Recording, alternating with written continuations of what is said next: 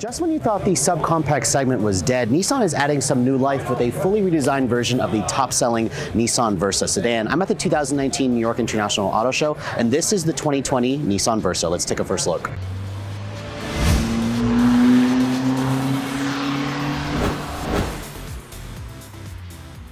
So although the subcompact sedan has been shrinking over the years, the Versa has always remained one of the top sellers in this segment because it was one of the most affordable new cars you could purchase, and it had an incredibly spacious interior, especially for the segment. This all-new third generation looks to basically keep its position in the subcompact arena, but Nissan is really adding a healthy dose of premium touches to the new Versa. You can see the design basically looks like an Altima or a Maxima. It's got new features like these boomerang-style LED daytime running lights with actual LED headlights, which you couldn't even think to get on the previous generation Versa. You do have an incandescent turn signal and halogen projector fog lights at the lower fascia. This big V-motion grille here actually looks pretty good. I'm surprised because the old Versa sedan was just incredibly frumpy looking from certain angles, but hey, it's what really sold it was the actual price of this car. Now underneath the hood, it's still running a 1.6 liter four-cylinder engine, gas engine, 122 horsepower and 114 foot-pounds of torque. That's actually a healthy increase over the 109 horsepower from the old generation. A 5-speed manual is standard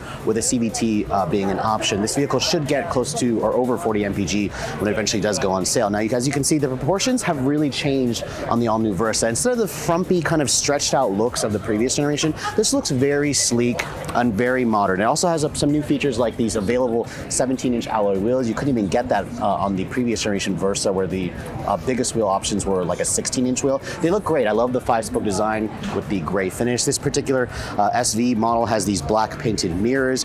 You have the intelligent access key, and then over here it's got that floating roof design that we saw on the Maxima. So again, a lot of baby Altima, baby Maxima styling influences here, which I think is a pretty good thing because it makes this thing look relatively handsome. Now at the rear of the vehicle, this particular SR trim has kind of a subtle rear Decklid spoiler, the same basically taillights that you get on the Altima, but they're just basically an all incandescent. And then underneath here, no visible exhaust tips, but you do have this really cool rear diffuser that's body colored with kind of this fake carbon fiber trim. Again, this is supposed to be more of the sport-oriented model. Now, opening the trunk, you can see the previous generation Versa had one of the largest trunks in the segment at 14.9 cubic feet. I don't know the specs of this new one yet, but it looks almost as large. You do have these hinges that crush your cargo, but this should still remain a relatively practical subcompact sedan. On the inside of the new Versa, if you guys have spent some time in the newer Nissan products, you'll probably notice that Nissan has taken everything that we've seen on their new products and kind of just transplanted it into the smaller Versa. I really like the overall look of the interior. The old one just screamed rental car. It just screamed cheap. And this new one doesn't really scream that anymore. I mean, look at the dashboard here. This is all hard touch plastic, which I kind of expected. There's some genuine stitching down here with the leatherette material on the actual dash. This is very unexpected. Usually you don't find this in this class of vehicle.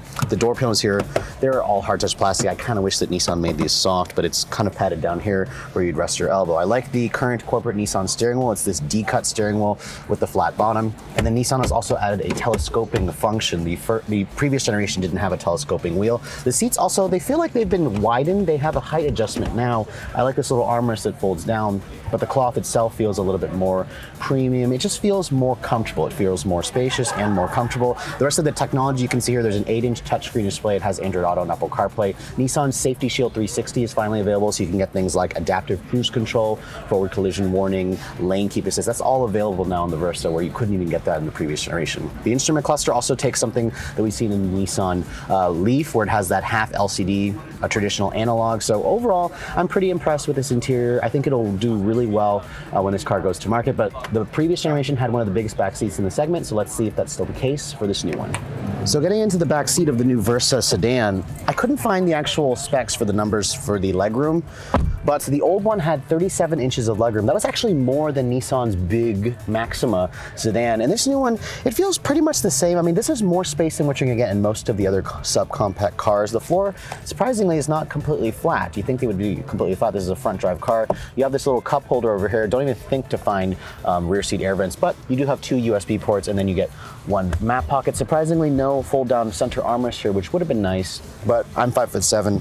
I've got pretty good headroom, pretty good legroom, pretty good good foot space. So overall, this is still a very comfortable car that has one of the bigger back seats in the subcompact segment. If you guys are looking to pick up this new Versa, it will be going on sale by the end of this year. Nissan says probably fall. Now, the old one started at around $12,500, which made it the least expensive new car you could purchase. So I'm going to imagine this is going to be more expensive, obviously, but only time will tell if this car will still remain the cheapest new car that you can buy.